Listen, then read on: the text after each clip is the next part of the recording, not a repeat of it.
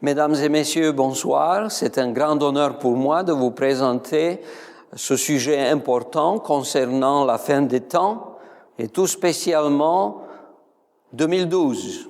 Vous avez certainement entendu parler de temps de présentation de livres, de reportages concernant la fin imminente de ce monde. En général, les gens situent cette possibilité à la fin du mois de décembre. D'autres sont perplexes, ils se posent des questions, ils étudient et ils sont surtout inquiets. Non pas seulement ceux qui sont intéressés avec des questions religieuses, mais en général, les gens veulent savoir ce qui les attend.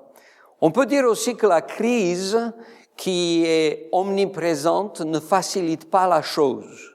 Comme si tous les éléments permettent à confirmer qu'il y a quelque chose qui ne va pas dans ce monde.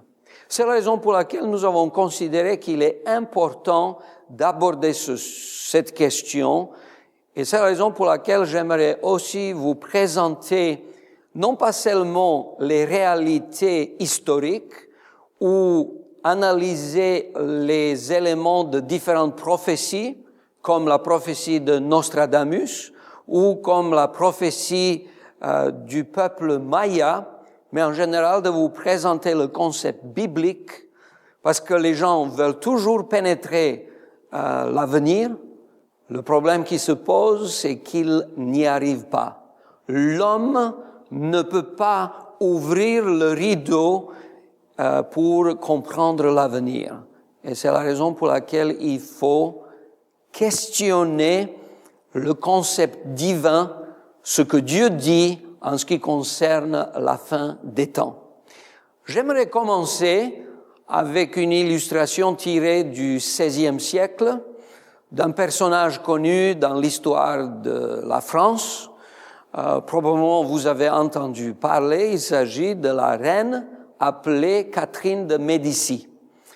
Elle a été bien impliquée dans l'histoire française pour plusieurs raisons, pas seulement parce qu'elle était la reine pendant 12 ans, mais aussi parce qu'elle avait une très grande influence après la fin de son règne. Elle avait d'abord régné avec Henri II, puis ensuite elle était la régente, mais elle était impliquée tout au long des guerres de religion, ce qui voudrait dire que pendant 42 ans, elle avait un rôle de choix dans les histoires politiques de la France. Pendant 42 ans, elle était très influente. Elle est venue de l'Italie, et au moment où elle est venue, c'était le bon scénario. Il fallait dire que l'argent manquait à la caisse, à la trésorerie de la France, et la dot qui est venue avec Catherine de Médicis avait fait un grand impact. Le seul problème qui se posait, c'est qu'après 5 ans de son mariage, elle a compris que sa place en France est de plus en plus questionnée pour une seule raison. Elle n'avait pas d'enfant. On pouvait pardonner la première année, la deuxième année, mais au fur et à mesure que les années passaient, on se posait la question si c'était le bon choix. Et la tradition était que si la reine était stérile, elle devait retourner dans sa famille, voire dans son pays, parce qu'elle venait de l'Italie. Elle a essayé toutes sortes de solutions, des solutions difficiles, des solutions qu'on ne peut même pas citer parce qu'elles ne sont pas très agréables. Elle a bu toutes sortes de liquides. Elle a pensé ainsi à aider la nature pour qu'un nouveau prétendant au trône puisse naître. Et tout le monde attendait avec impatience.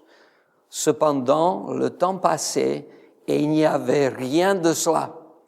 Alors, après avoir consulté beaucoup de médecins, après avoir analysé toute la situation sous les conseils des grands spécialistes de l'époque, elle avait dit, il faut que je voie un voyant. Et c'est ce qu'elle avait fait. Elle a vidé son cœur, elle a dit, je ne sais plus quoi faire, je ne connais pas l'avenir, il faut que vous m'aidiez. Son voyant l'a bien écouté, a analysé son signe astral, avait posé pas mal de questions et ensuite il a donné sa réponse, sa sentence. N'ayez pas peur, vous aurez 10 enfants. Alors, elle était choquée. Pour dire, tu auras un enfant, elle aurait compris. Cela serait facile à comprendre parce que ce monsieur, ce voyant en qui elle croyait, elle lui faisait confiance, pouvait dire quelque chose de similaire. C'était probable. Mais de dire qu'une femme stérile, sans enfant, puisse avoir un jour 10 enfants, c'était de trop. Elle ne pouvait pas s'imaginer cela. Mais il a persisté, et vous savez ce qui s'est passé? La prophétie s'est réalisée. Catherine de Médicis était la mère de 3 rois et de 2 reines. Et permettez-moi de vous lire la liste des noms de ces enfants qui étaient très influents, non pas seulement pour l'histoire de la France, mais même pour l'histoire politique de l'Europe. François II, roi de France, Élisabeth de France, reine d'Espagne, Claude de Lorraine, Louis, duc d'Orléans, Charles IX, roi de France, Henri III, roi de France, Marguerite, appelée reine Margot, François, le duc d'Alençon, Victoire de France et Jeanne de France. Alors, imaginez cette femme, cette reine comblée, heureuse avec ses 10 enfants. Vous pouvez aussi imaginer qu'à partir de cette consultation qu'elle avait avec ce monsieur, spécialiste des prophéties, elle s'est dit une chose très importante. À partir de maintenant, aucune décision importante de ma vie, je vais la prendre sans consulter mon voyant. Alors, quelle est la raison pour laquelle je vous raconte cette histoire? C'est à cause du nom du voyant. Catherine de Médicis avait eu la possibilité de consulter un homme qui s'appelait à l'époque Michel de Notre-Dame, que nous appelons couramment Nostradamus. Vous pouvez vous imaginer que les décisions que Catherine de Médicis, pendant 42 années de son règne ou de son influence très forte, avait prises, étaient influencées d'une manière importante par un voyant. Et il est important de noter que depuis toujours, le cœur de l'homme voulait pénétrer dans les secrets de l'avenir. Ce n'est pas seulement la question de la reine Catherine de Médicis, mais c'est la réalité même avec les hommes politiques actuels. Je vais mentionner juste ceux qui sont les plus connus, les plus intéressants, parce qu'ils ont quand même pris des décisions lourdes de conséquences pour l'humanité. Par exemple, Hitler a été connu comme quelqu'un qui régulièrement consultait les voyantes. C'était aussi le cas pour Indira Gandhi, c'était le cas pour Ronald Reagan, et on peut mentionner aussi le président français qui officiellement, et c'était connu de tout le monde, avait des rencontres, a même écrit un livre avec Elisabeth Tessier, une des dames qui était très connue pour ses prédictions. Donc c'était quelque chose de normal et je pourrais dire que j'ai déjà vu des personnes et leurs réponses m'ont assez surprise. Je me rappelle d'une dame que j'ai pu rencontrer dans un pays d'Europe qui disait, lorsque je lui parlais quelque chose du programme de l'avenir, du calendrier, elle m'avait dit, vous savez, c'est très bien, il fallait organiser un concert, elle chantait très bien, mais elle dit, il faut d'abord que je consulte ma voyante. Et je me suis dit que c'était pour moi une surprise. C'était comme on avait l'habitude de dire consulter son psychologue ou son médecin ou quelque chose comme ça, mais pour elle, elle peut parler avec moi, mais avant que le rendez-vous soit définitif, il fallait l'accord de la voyante. Les gens sont inquiets et ils aimeraient bien pénétrer dans ce qui est secret, dans ce qui est difficile. Et je me rappelle qu'il y a une page web très connue, auféminin.com, qui en général veut promouvoir les familles saines, qui disait que 47% de femmes croient plutôt leur horoscope que leur conjoint. Alors, vous comprenez bien, quand on vient devant cette limite qu'il est très difficile de franchir, qu'est-ce qu'il se passera demain?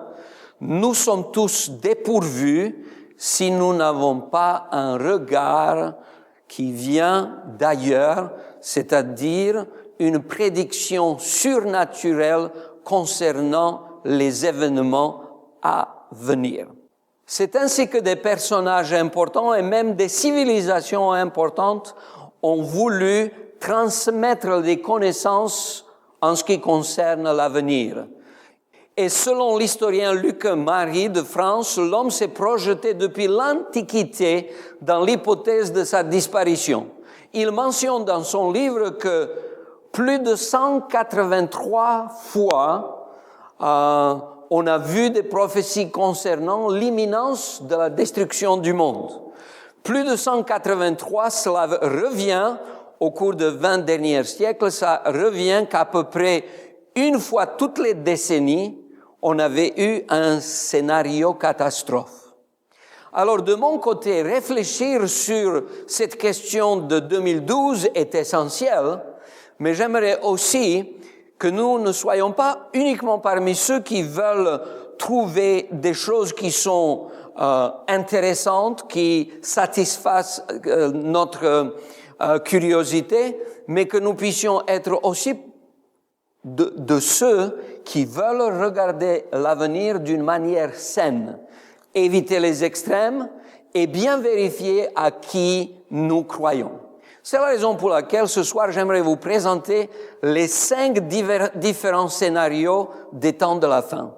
Je ne vais pas parler uniquement de l'année 2012, mais en général je vais vous parler de ce qui est commun dans la discussion de ceux qui écrivent ou qui présentent des choses concernant la fin imminente de notre monde. Et je vais commencer avec le premier aspect qui est le calendrier Maya. Si vous réfléchissez sur cette question, vous allez vous rendre compte que depuis un certain nombre d'années, beaucoup de personnes interprétaient le calendrier Maya sans connaître la civilisation Maya. Ils ont lu partiellement les documents et ils sont arrivés à la conclusion que la fin du monde était pour la fin du mois de décembre 2012. En fait, ils ne connaissaient pas le cycle entier du calendrier Maya. Il y a 2 calendriers, un calendrier court et un calendrier long. Il faudrait dire que pour eux, un certain nombre de chiffres sont très importants. Par exemple, le chiffre 13 ou le chiffre 20. Et on arrive sur un cycle court qui est de 260 jours. C'est leur année religieuse. Cela correspond à quelque chose d'important, par exemple, à 9 mois nécessaires jusqu'à la moisson ou à 9 mois de la gestation d'un enfant, jusqu'à la naissance, de la conception jusqu'à la naissance de l'enfant.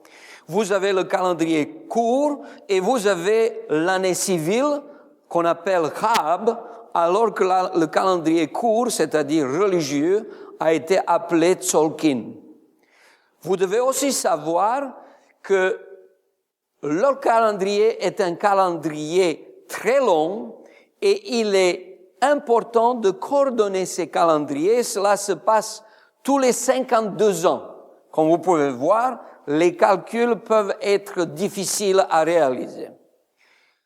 Ce qu'on oublie de dire, c'est que le calendrier de Maya va passer juste d'une étape à une autre au mois de décembre. C'est vrai qu'il s'agit d'une étape importante, d'une étape qui se termine maintenant et qui a commencé avant notre ère. Mais malgré cela, ce n'est qu'une étape. Et si vous voulez vraiment savoir quand il y aura l'étape finale de ce qu'on est en train de vivre dans le calendrier Maya, nous arrivons à l'année 4772. Donc, quand vous regardez maintenant, nous sommes en 2012, jusqu'à 4772, il y a encore beaucoup de jours, de mois et d'années qui doivent s'écouler.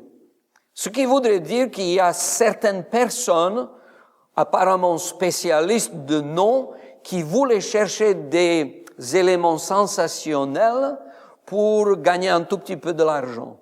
Mais en fait, même par les spécialistes les plus connus de la civilisation maya, vous pouvez vous rendre compte qu'il s'agit d'une tromperie et que cela était quelque chose de surprenant même pour ceux qui connaissent bien cette civilisation-là. Je vous donne un texte d'un des anciens les plus connus du peuple de Maya, et je le cite d'une interview du 3 janvier 2012. Il disait « Les anthropologistes visitent les temples mayas et lisent les inscriptions en faisant leur propre histoire de notre peuple, mais ils ne lisent pas les signes correctement. Ce qu'ils disent, c'est seulement dans leur imagination. Ils disent que le monde n'existera plus en décembre 2012. Les anciens Mayas sont fâchés avec cela. Le monde ne disparaîtra pas avec cela. Il ne s'arrêtera pas. Il sera transformé. Il y aura beaucoup de catastrophes. L'humanité va continuer, mais d'une manière différente. Les structures matérielles vont changer. Toutes les prophéties du monde, toutes les traditions sont en train de converger. Il n'y a plus de temps pour s'amuser. L'idéal spirituel de cette nouvelle ère est déjà annoncé.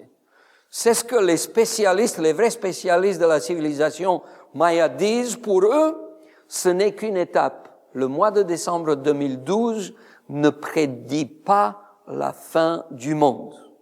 Il y a une autre dame, une autre grande spécialiste qui confirme que les fins de cycle dans la civilisation maya signifient les grandes célébrations. Alors, que voulez-vous? Parler de la fin du monde ou vous voulez parler des célébrations? Donc, quand vous parlez de ceux qui connaissent bien la civilisation maya et leur calendrier, ils sont unanimes, ils ne voient pas la fin du monde en décembre 2012. Permettez-moi de passer à un autre sujet. C'est celui du prophète que j'ai mentionné au départ, appelé Nostradamus. J'ai eu l'occasion de l'étudier et d'étudier un peu à fond quelques-unes de ses prophéties. Comme j'ai aussi étudié les prophéties de la Bible, c'était très intéressant pour moi.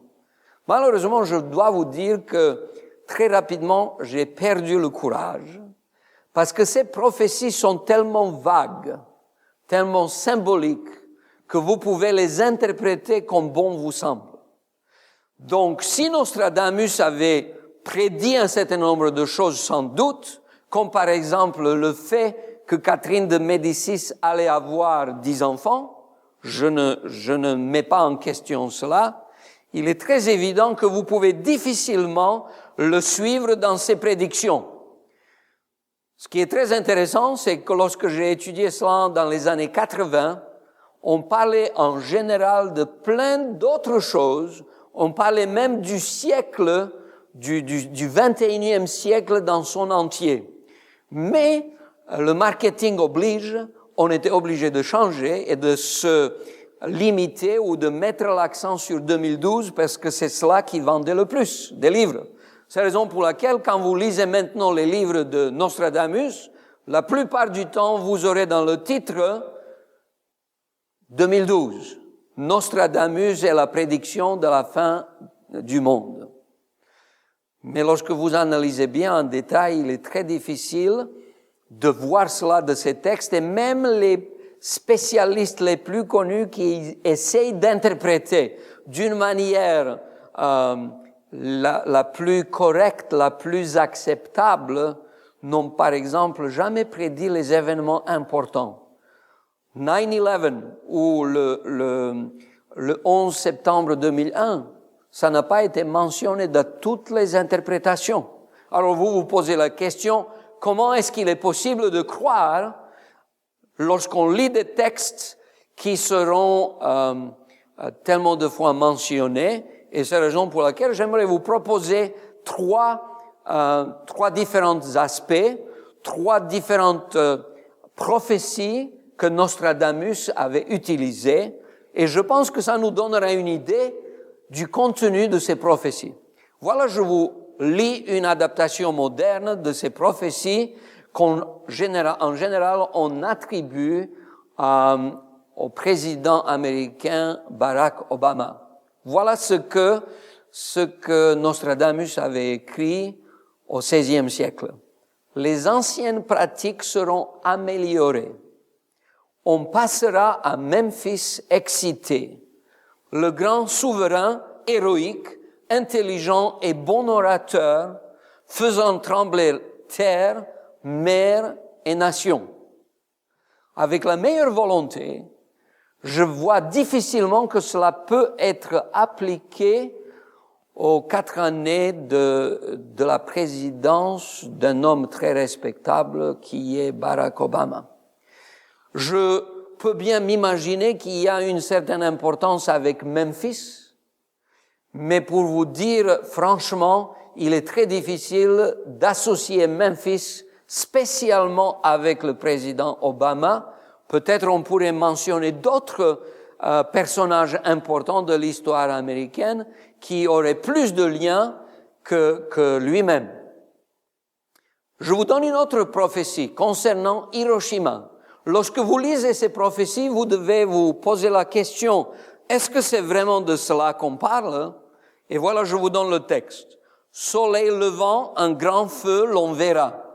Bruit et clarté vers Aquilon tendant. Dedans le rond mort et cri on l'aura. Par glaive feu fin, mort les attendant.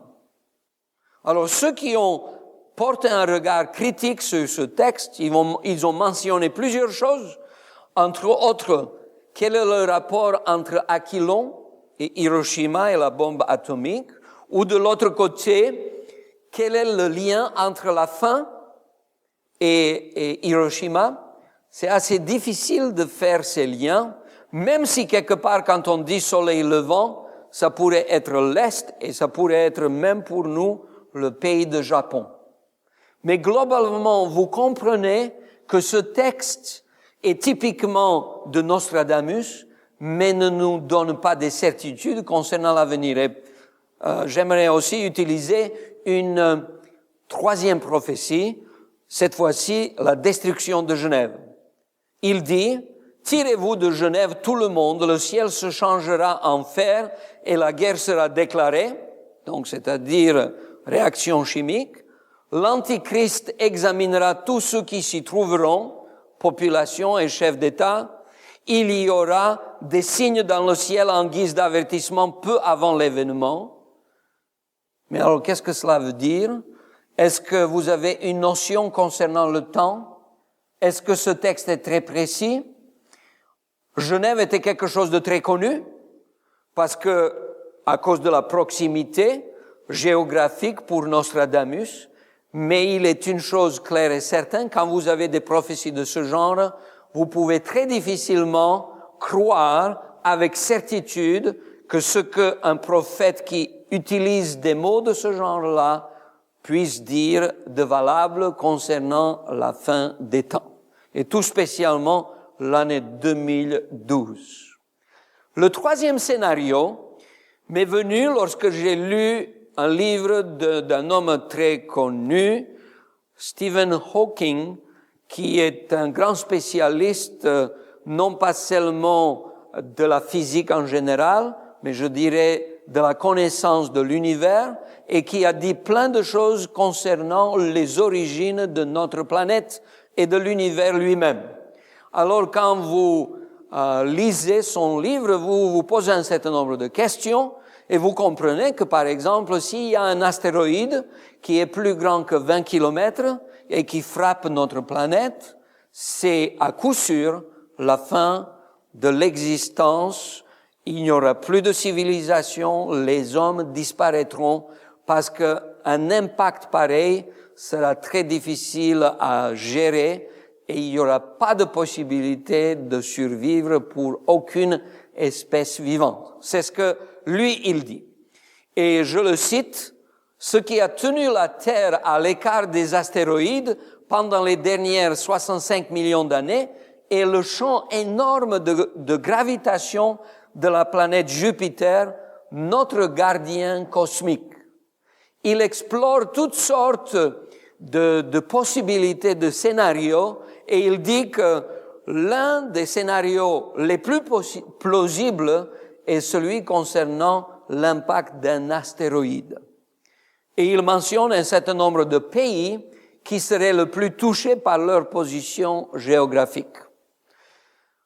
Je ne connais pas bien l'avenir, mais je sais que Dieu affirme bien clairement que tous les autres scénarios ne seront pas valables. Parce qu'il sait, le monde ne s'arrêtera pas avec l'impact d'un astéroïde. C'est vrai que c'est une question de foi, mais j'ai vu beaucoup de prophéties bibliques qui se sont réalisées et j'ai du mal à douter parce qu'elles étaient tellement précises, tellement difficiles à s'accomplir. Et elles se sont accomplies quand même.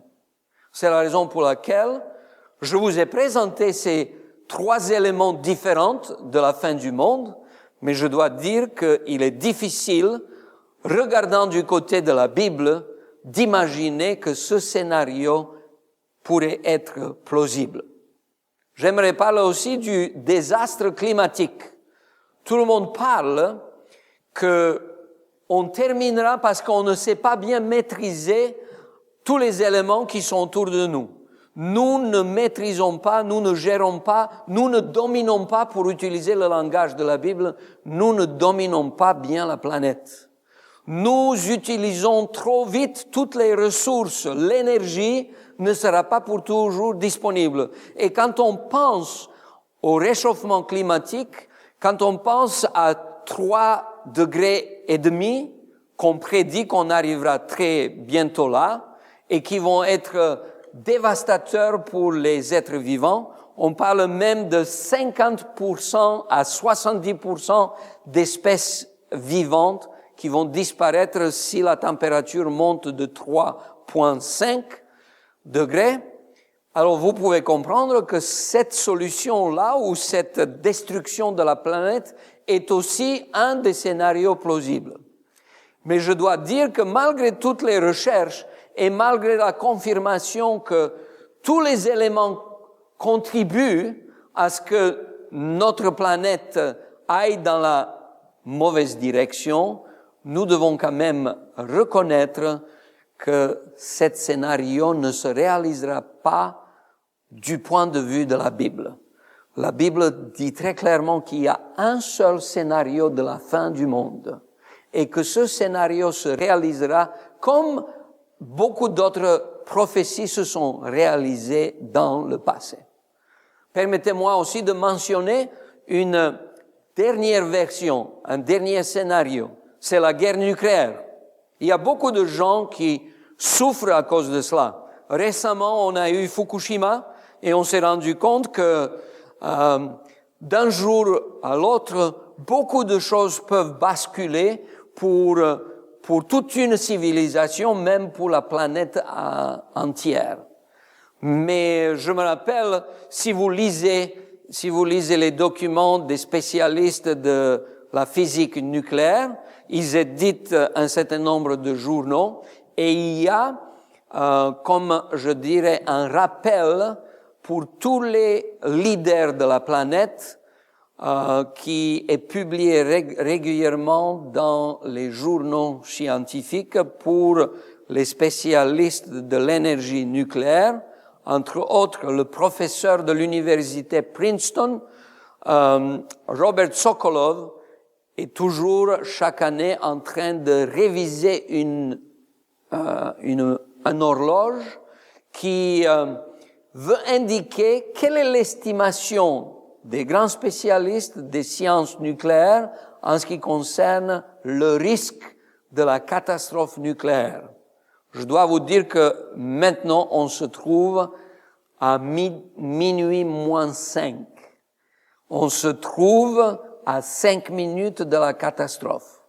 On avait commencé avec minuit moins quart, mais maintenant on est arrivé presque, je dirais il y a encore 5 minutes, il y a de l'espoir, malgré le fait que la science humaine progresse et qu'il y a un certain nombre de dangers, à savoir la prolifération nucléaire qui risque d'arriver aux mains de ceux qui sont terroristes ou aux mains des États qui n'ont pas probablement toujours les meilleures intentions en ce qui concerne la civilisation humaine. Voilà donc les 5 scénarios les plus cités. Est-ce qu'on pourra maintenant passer à une autre partie? J'aimerais vous proposer les 5 solutions bibliques qui sont beaucoup plus positives, qui regardent notre avenir avec certitude. Et je crois que la version biblique est solide parce que c'est Dieu lui-même qui l'a présentée. La première chose que j'aimerais souligner avec vous, les paroles prophétiques de la Bible s'accomplissent avec certitude. J'aimerais vous donner un texte qui est mentionné dans le livre de prophète Habakkuk, qui se posait des questions sur la réalisation des prophéties. Il attendait avec impatience et Dieu lui parle et il lui dit, écris la prophétie, grave-la sur des tables afin qu'on la lise couramment, car c'est une prophétie dont le temps est déjà fixé. Elle marche vers son terme et elle ne mentira pas. Si elle tarde, attends-la, car elle s'accomplira certainement. Après avoir étudié pendant de nombreuses années, de nombreuses prophéties bibliques, je peux confirmer que l'histoire certifie que les choses étaient exactement comme la parole prophétique l'a dite en avance. J'aimerais vous donner l'exemple d'une prophétie qui me touche personnellement parce que je viens d'un pays de l'ex-Yougoslavie et comme je suis assez familier avec les pays autour, étudier Alexandre le Grand était un grand plaisir de ma vie. Donc, de parler de l'histoire d'Alexandre le Grand, je peux passer des heures et des heures parce que ça m'enchante d'abord sa jeunesse, d'abord son courage, son intelligence, la manière dont il a pu entrer en contact avec tant de civilisations différentes et encore sa fin tragique dans le feu de sa jeunesse. C'est quelqu'un de grand. D'ailleurs, il porte ainsi son nom. Mais il était intéressant pour moi, quand j'ai lu les prophéties dans la Bible concernant Alexandre le Grand, de m'attarder sur un texte dans le livre du prophète Ézéchiel. Le prophète Ézéchiel parle d'une puissance de l'époque, une puissance maritime très importante, très influente. Elle était une puissance économique solide. Alors, comme tout le commerce passait par là, ils se sont vraiment enrichis. Ils sont devenus le symbole d'orgueil. Et on peut se rendre compte que la Bible dit, au moment où Tyr était dans la plus grande prospérité qu'on pouvait s'imaginer, quand tout baignait dans l'huile, quand tout était parfait, le prophète disait, c'est le message de la Bible concernant la fin d'une ville appelée Tyr. Je ferai monter contre toi des nations nombreuses, comme la mer fait monter ses flots. Elles détruiront les murs de Tyr, elles abattront ses tours, et j'en raclerai la poussière. Je ferai d'elle un rocher nu, j'aimerais que vous puissiez remarquer la précision du texte biblique. Je ferai d'elle un rocher nu. Alors, si vous connaissez l'histoire de Tyr, vous allez vous rendre compte que la première destruction de Tyr par l'armée babylonienne n'a pas réalisé la prophétie. La ville de Tyr a été détruite, mais c'était une description qui ne correspondait pas à la prophétie biblique. Mais je vous invite à continuer le texte d'Ézéchiel au chapitre 26. On abattra tes murs, on renversera tes maisons de plaisance et on jettera au milieu des eaux tes pierres, ton bois et ta poussière. Vous voyez combien précis est le texte de la Bible. À l'époque de Babylone, Tyr a été détruite, mais il y avait encore pas mal de ruines qui sont restées. Il faut juste dire que Tyr se trouve tout près de la mer et que pas loin de cet emplacement, il y avait une île. Alors qu'ils étaient détruits par l'armée babylonienne, qui a pris beaucoup d'années afin de les vaincre, parce que c'était presque indestructible, les gens de Tyr ont décidé, maintenant, on va bouger, on va s'installer sur la petite île. Et c'est ainsi que personne ne pourra venir nous chercher. Et ils ont développé une ville extraordinaire. C'était la renaissance de Tyr. Mais ces gens qui se croyaient tellement sûrs n'ont pas pensé à un stratège comme Alexandre le Grand. Et c'est ainsi que la prophétie s'est accomplie presque 200 ans après. Pendant 200 ans, on voyait des ruines qui restaient de l'ancienne ville Tyr.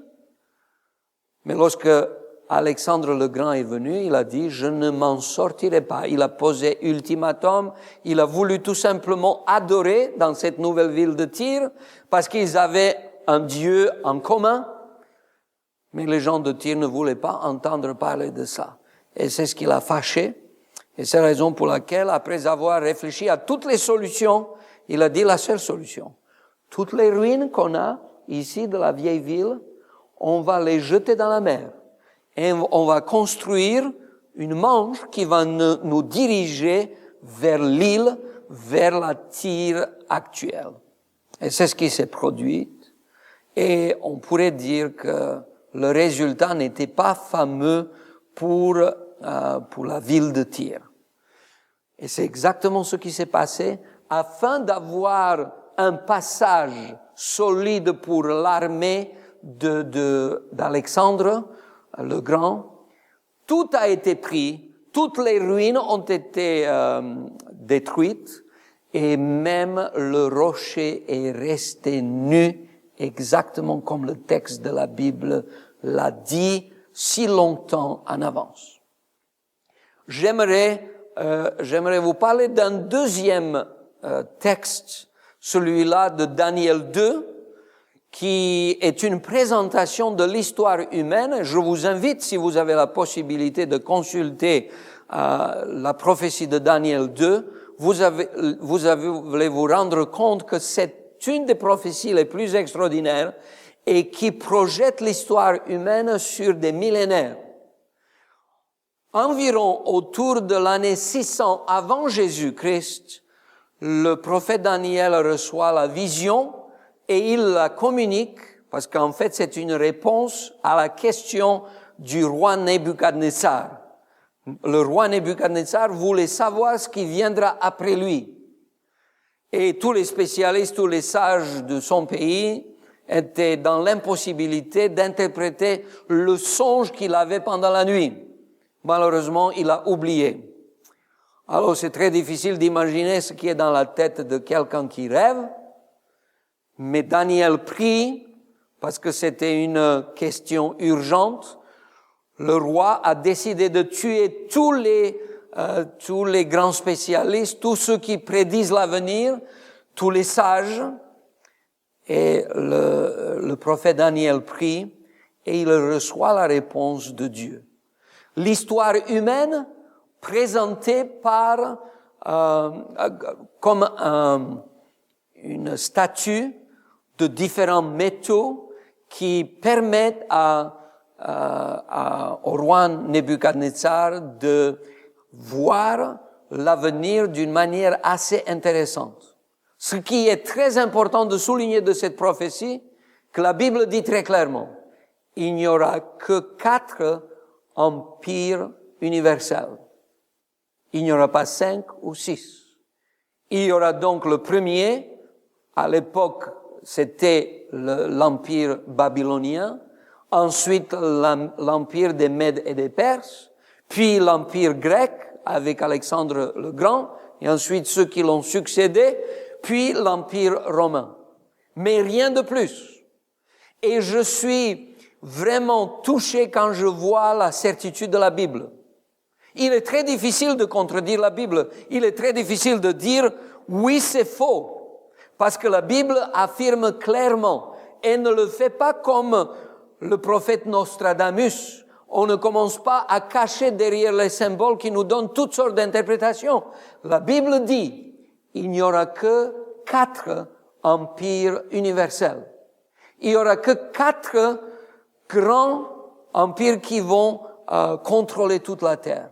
Ensuite, il y aura la séparation, il y aura 2 royaumes, et puis à la fin du pouvoir de ces royaumes viendra le pouvoir divin.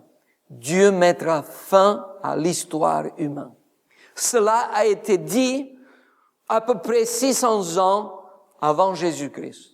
Pendant 2600 ans, les gens ont essayé de contredire la prophétie de la Bible et ils n'ont pas réussi. Et c'est ce qui me fait confiance que les choses resteront comme cela. J'aimerais vous mentionner un autre texte. Si vous lisez le livre du prophète Daniel au chapitre 9, vous allez voir une prophétie concernant le Messie, l'arrivée du Fils de Dieu, de Jésus-Christ. Il est aussi intéressant que cela a été annoncé même par le prophète Ésaïe, bien plus loin que le prophète Daniel, et que cela s'est accompli à l'année près. Daniel a confirmé cela dans le chapitre 9 de son livre, et nous voyons qu'exactement à l'année près, on pourrait dire à la journée près, Jésus-Christ a été crucifié sur le mont Golgotha. Et j'aimerais vous mentionner un autre élément qui me paraît aussi très important. La Bible n'a pas seulement prédit des choses dans le passé, elle a prédit l'avenir d'une manière très claire. Lorsque vous voyez que la Bible ne s'est pas trompée, que plusieurs fois des choses ont été dites d'une manière si précise et tous les détails se sont accomplis, vous avez beaucoup plus de courage et de confiance de croire dans sa parole. C'est ainsi que Jésus avait dit lui-même d'une manière très claire. Il avait parlé des choses qui concernent l'avenir et il avait dit à ses disciples, que votre cœur ne se trouble point. Croyez en Dieu et croyez en moi. Il y a plusieurs demeures dans la maison de mon Père. Si cela n'était pas, je vous l'aurais dit. Je vais vous préparer une place. Et lorsque je m'en serai allé et que je vous aurai préparé une place, je reviendrai et je vous prendrai avec moi, afin que là où je suis, vous y soyez aussi. C'est Jésus lui-même qui le dit. Et il précise, je reviendrai. Alors lorsque quelqu'un vous parle du calendrier Maya, ou quelqu'un d'autre vous cite le prophète Nostradamus, ou quelqu'un évoque la fin du monde à travers la destruction nucléaire, ou je ne sais pas, le réchauffement climatique, ils ont tous faux. Parce que la Bible dit très clairement, oui, c'est vrai, il y aura le réchauffement climatique, mais ce n'est qu'un signe de la fin. Il y aura des choses qui se passeront en ce qui concerne notre planète, notre civilisation. Il y aura des tremblements de terre, il y aura des guerres, des bruits de guerre, mais la Bible précise très clairement, ça ne sera pas la fin. Il n'y a qu'un seul scénario de la fin. Et c'est le scénario expliqué, développé par Jésus lui-même. Il dit, je pars, je m'en vais, je vais vous préparer une place, et lorsque je m'en serai allé, et lorsque je vais vous préparer une place, je reviendrai. Voilà le seul scénario. Nous ne connaissons pas la date exacte, et je suis content que nous ne la connaissons pas. C'est mieux pour nous. C'est mieux parce que notre esprit a tendance à calculer, même à manipuler notre avenir. Mais lorsque Jésus dit, vous ne connaissez pas le jour et l'heure de ma venue, il dit parce qu'il nous aime. Il voudrait que nous puissions vivre toujours dans l'espérance. Imaginez que vous vivez en l'an 1500 et vous connaissez que la date est, je ne sais pas, en 2012. Vous serez tellement déçus. Vous risquez d'oublier l'espérance qui est l'espérance biblique, à savoir la possibilité du retour imminent de Jésus. C'est ça le message de la Bible. La Bible veut dire, ne craignez pas. Quand vous regardez les événements de la fin, ce ne sont pas des raisons valables pour que vous puissiez trembler. N'ayez pas de soucis. Je prends soin de vous. Et c'est ainsi que la chose se termine dans la Bible aussi. Les prophéties concernant la venue de Jésus nous promettent une chose incroyable. C'est ce que j'aimerais mentionner à la fin de notre exposé. Dieu promet la fin de l'histoire humaine, non pas la fin des êtres humains, mais la fin de l'histoire humaine telle que nous la connaissons, c'est-à-dire la fin de la souffrance. Il interviendra dans l'histoire humaine comme il a fait dans le passé, mais cette fois-ci pour faire triompher l'amour, le bien, et faire cesser la souffrance. Le texte d'Apocalypse au chapitre 21 et au verset 4 le dit. Il essuiera toute larme de leurs yeux et la mort ne sera plus. Il n'y aura plus ni deuil, ni cri, ni douleur, car les premières choses ont disparu. L'avenir de cette planète est extraordinaire. Si on regarde les événements autour de nous, nous pensons que les choses vont en descendant, en allant dans la mauvaise direction. Et Jésus dit lui-même, lorsque vous verrez toutes ces choses, toutes les choses allant dans la mauvaise direction, levez vos yeux en haut, parce que votre espérance va se réaliser. Alors, mes amis, mesdames et messieurs, j'aimerais vous proposer l'espérance biblique. Ne croyez pas ceux qui, avec beaucoup de conviction, voudraient gagner de l'argent avec leur scénario de la fin. La parole humaine concernant l'avenir est dévalorisée. Il n'y a aucun spécialiste de l'avenir qui pourrait vous prédire avec certitude des éléments précis pour que vous puissiez lui croire. Il y avait beaucoup de ceux qui ont essayé, mais les gens ne maîtrisent pas l'avenir. Ce n'est que Dieu du ciel qui peut nous montrer ce qui nous attend. Alors, acceptons tous sa solution, la solution d'espérance, la solution de consolation, la solution qui nous est décrite aussi dans 2 Thessaloniciens au chapitre 2, versets 16 et 17.